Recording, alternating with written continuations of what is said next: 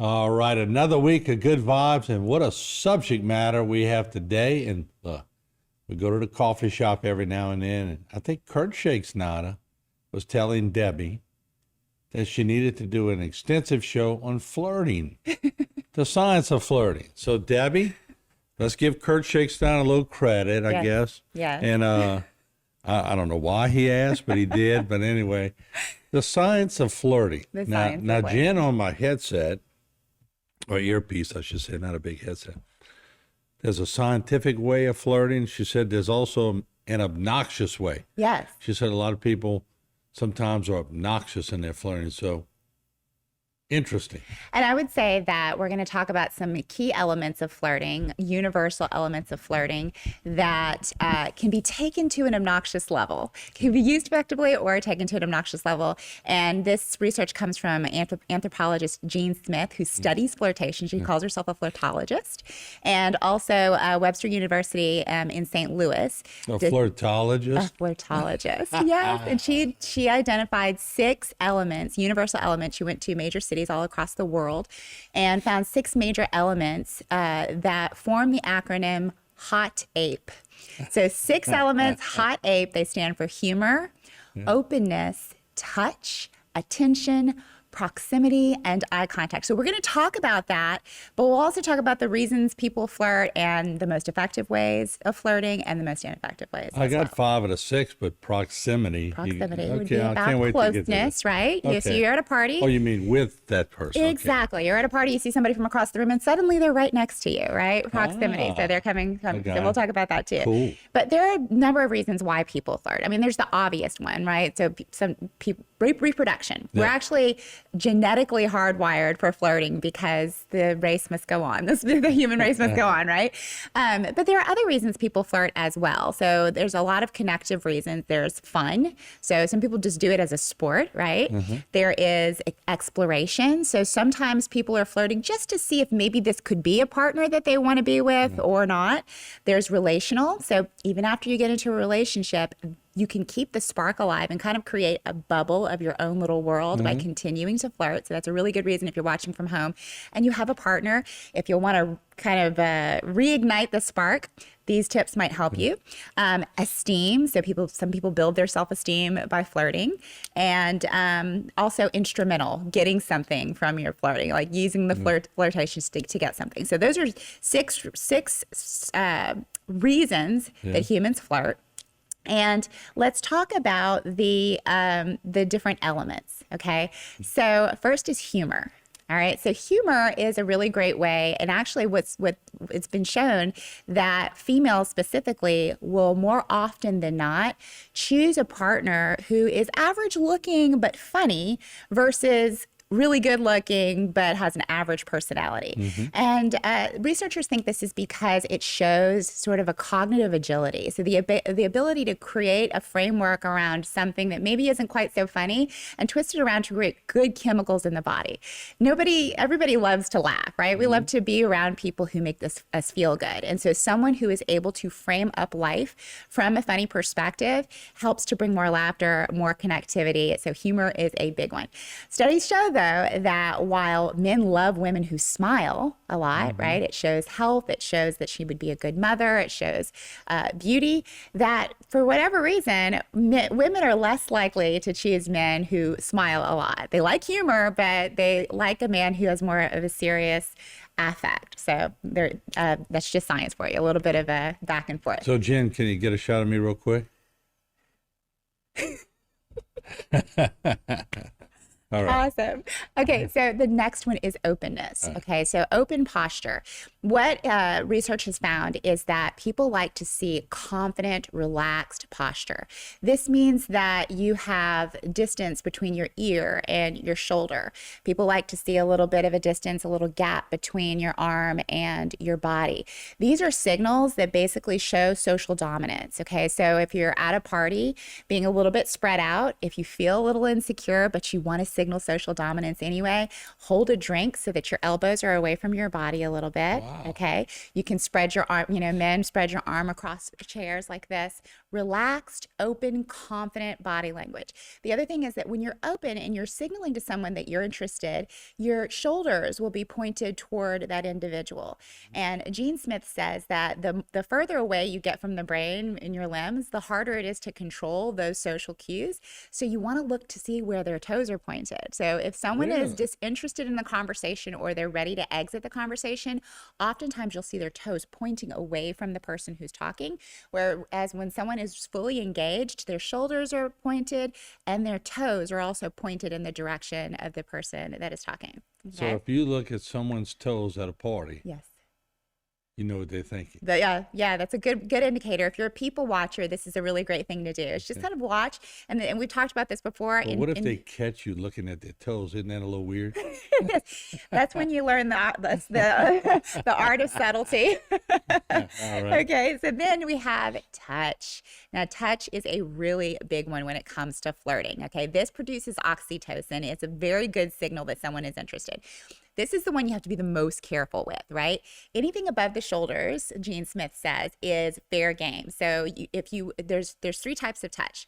There's friendly, there's plausible deniability, and then there's nuclear. But no, you want a good roll before we had to go to a break and continue. I want to hear that. Okay, so it's all about touch. So Gene Smith says the safe zone is above the shoulders. Okay, so a friendly touch would be, touching somebody on the shoulders, right? Or a handshake, sometimes even a hug, right? So you're staying above the shoulders.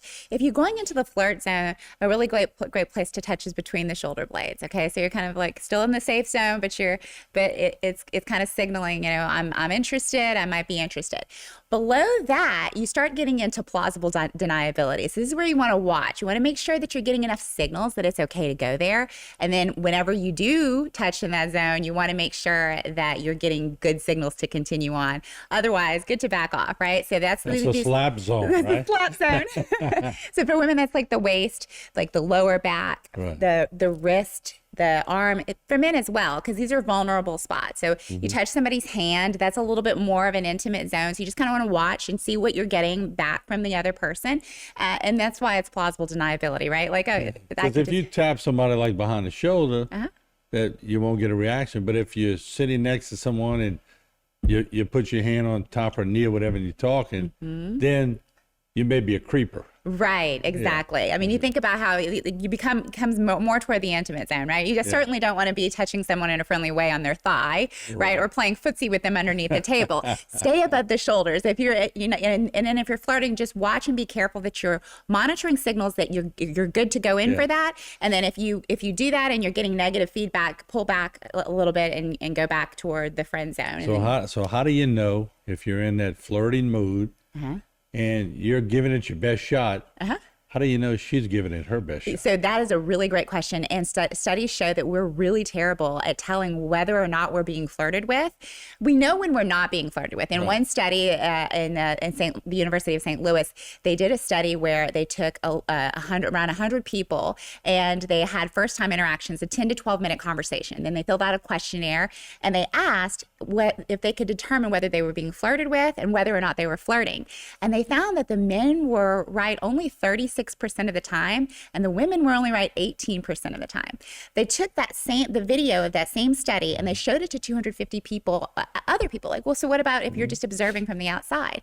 And only 22% of the women could tell when the men were flirting by looking at the video. Why are we so bad? We're so bad because a lot of it is subtle. So we know that what we say is only 7% of flirting. How we say it is only 38%, and the rest is body language. So a lot of it is hard to pick up on video, right? It's a slight squeeze. It's a gaze that's a little bit different, and there's some chemistry there that is really hard to gauge. So we really need to start becoming very aware using science and be able to determine whenever we are getting those signals so we can give them back, because a lot of people give up because they think they're not being effective in their flirting when it's just not very clear that they're flirting in the first place, right? And some women, or if you're a woman and you're flirting with a man, some are I don't know, they don't jump off the cliff so fast. That's the truth. And women, research shows that men like a very direct approach. Like if they're being flirted with, they would prefer, hey, I think you're really cute. I'd like to get your phone number. Whereas women prefer open-ended questions and prefer to make men work a little bit harder for it. And that's because studies show that men typically overall, they flirt for sex and women flirt for a relationship. So we're flirting for different things, biologically speaking. That makes sense, right? And so men prefer the direct approach in everything, and women are a little bit more like, let's get to know each other. Are you going to get to know me? Is this a good match? That sort of thing, right? We're always just a little bit off, aren't we? Just a little bit off. We just have to learn the science, right? So then we have attention. So making sure you're out of your phone and giving the person attention is a really, really good sign. And again, to our earlier point, it's very, very difficult for us as human beings to determine when we're being flirted with, and other people are not picking up on our signals as readily as we might think. So full attention, proximity, we've already talked about. Are they in your vicinity a lot? That might not be an accident. They might be getting close to you because they are interested, in vice versa. Make sure you're in proximity to the person that you're going. And then the last one is actually the most powerful and effective one, and that is eye contact. Okay, so what science has found, and they call this the copulatory gaze, okay, is that when someone is flirting, Copulatory gaze. when someone is flirting, they look more frequently at the person with more frequency, more intensity, and they stare longer, okay? And that is a really, really good indicator that someone is interested. They're looking more often, they're holding that gaze longer, and there's just a little bit more intensity. They're in a trance. A little bit of a trance. That's correct. So the eyes are a good giveaway. That's why attention is really important, and that we're really kind of gauging what the conversation feels like. It's a dance. Now, if the woman wants that gaze, she'll be going, oh, he's interested. But if she doesn't, she'll be going, he's a freak. She'll turn her body language. The communications she moved will her change. toes the other way. Let me get out of here. Right. But remember that with them, going back to the touch thing, there was a study in France that had a 20-year-olds approach women and asked for their phone number. And half of them just asked for the phone number. The other half touched the forearm when they did. And the ones who touched the forearms got more because, again, it's a strong indicator that they're interested, and it produces oxytocin. So use all of these together and you'll get an indication about whether or not you're doing well, and you'll be able to move the relationship either in a stronger direction if you're already in one, or move the friendship into the direction that you like. What a great show. I hope you answered Kirk's question. And this is fantastic. And hey, next week, we're going to be doing this again. I can't wait to see the subject matter for next week. This was a great show this time. We'll see you next week on Good Vibes.